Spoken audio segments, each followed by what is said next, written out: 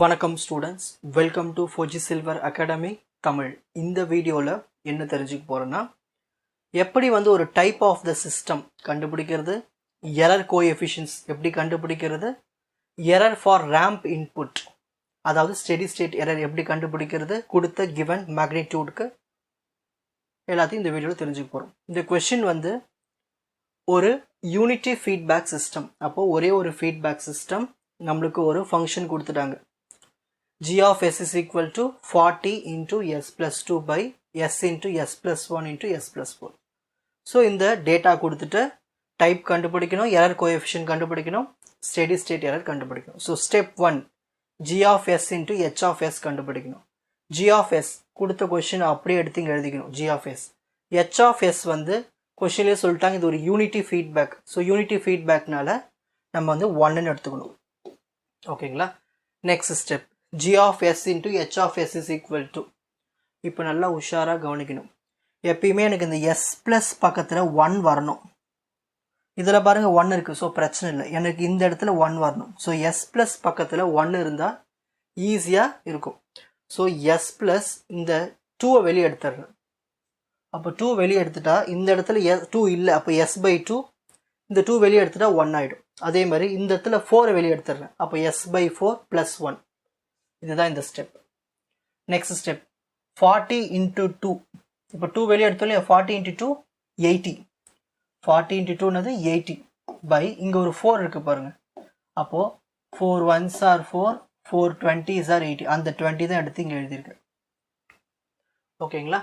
Next அடுத்தது பாருங்கள், s by 2ல் 1 by 2ன்னு சொல்லிக்கலாமா? இந்த இடத்துல 1 இருக்குன்னு அர்த்தம். ஸோ 1 by 2 என்னது 0.5. இந்த s எடுத்து இங்கே எழுதியாச்சு. ப்ளஸ் 1 பை s ப்ளஸ் 1, இந்த 4 கேன்சல் ஆகிடுச்சாங்க. s ப்ளஸ் 4 1 by 4ன்னு எழுதலாமா இதை?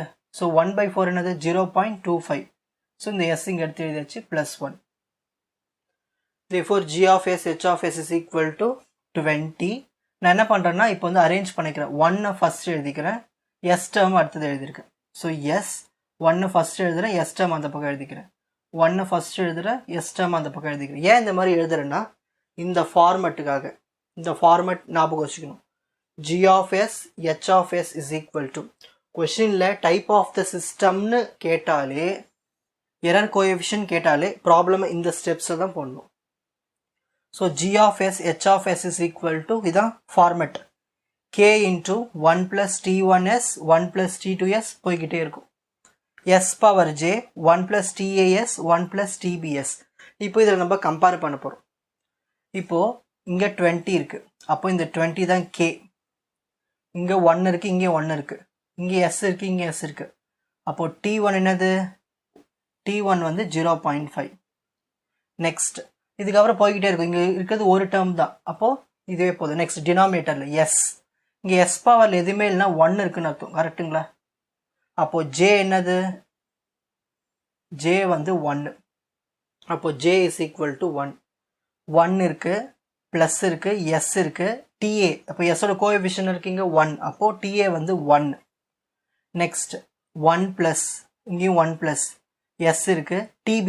இந்த tb வேல்யூ என்ன வரும்? 0.25. ஸோ இந்த மாதிரி இந்த ஃபார்மேட் வச்சு நம்ம கம்பேர் பண்ணிக்கணும். கம்பேர் பண்ணும்போது நம்மளுக்கு j வேல்யூ கிடைக்கும். j வேல்யூ 1ன்னு கிடைச்சிருக்கு.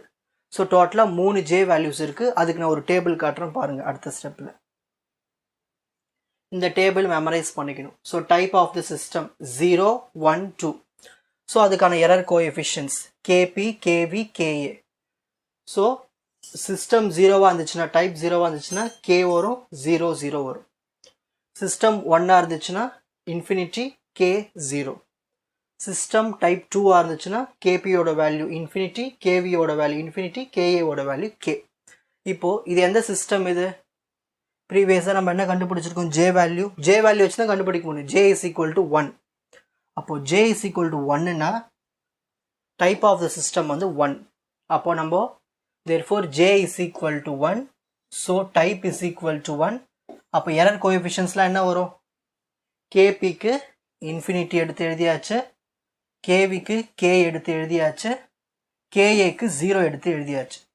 இப்போது கேவிக்கு k எழுதணும் இல்லையா? அந்த k வேல்யூ சப்ஸ்டிட் பண்ணணும்.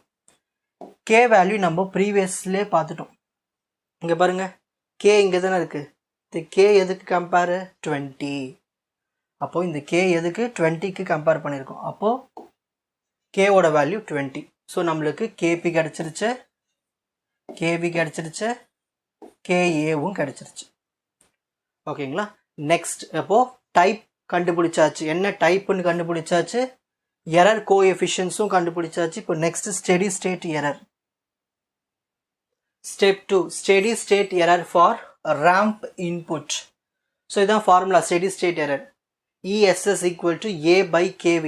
A என்னதுன்னா மேக்னிடியூட். ஏன்னது மேக்னிடியூட். உங்கள் கொஷின்லேயே கொடுத்துருப்பாங்க மேக்னிடியூட். பாருங்கள், கொஷினில் கொடுத்துருக்காங்க பாருங்கள், error for ramp input with magnitude 4. So அப்போ ஏ வேல்யூ வந்து 4ன்னு எடுத்துக்கணும். ஓகேங்களா? So A value 4 by KV. KV என்ன கண்டுபிடிச்சோம்? ப்ரீவியஸ் ஸ்டெப்பில் தான் கேவி வேல்யூ கண்டுபிடிச்சோம்.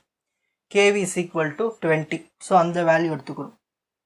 ஸோ இந்த 20 எடுத்து இங்கே சப்ஸ்டிட் பண்ணிக்கணும். ஸோ 4 by 20 என்ன வரும்? 0.2. ஸோ இஎஸ்எஸ்க்கு யூனிட் எரர்னு எழுதணும்னா நீங்கள் ஸோ 0.2 இதை டிவைட் பண்ணிங்கன்னா 0.2 வரும். ஸோ இவ்வளோ தான் இந்த ப்ராப்ளம். எப்படி வந்து ஒரு டைப் கண்டுபிடிக்கணும், எப்படி அந்த டைப் கண்டுபிடிச்சதுக்கப்புறம் எரர் கோஎஃபிஷியன்ஸ் எப்படி கண்டுபிடிக்கணும், எப்படி ஒரு steady state error formula use பண்ணி வேல்யூ சப்ஸ்டிட் பண்ணி எவ்வளோ எரர்னு கண்டுபிடிக்கிறதுன்னு இந்த வீடியோவில் தெரிஞ்சிட்ருப்பீங்க. ஈஸியாக புரிஞ்சிட்ருக்கும்னு நினைக்கிறேன். வாட்ச் அதர் எபிசோட்ஸ் இன் த appropriate playlist. Forgy Silver Academy, Strength, Success, Clarity.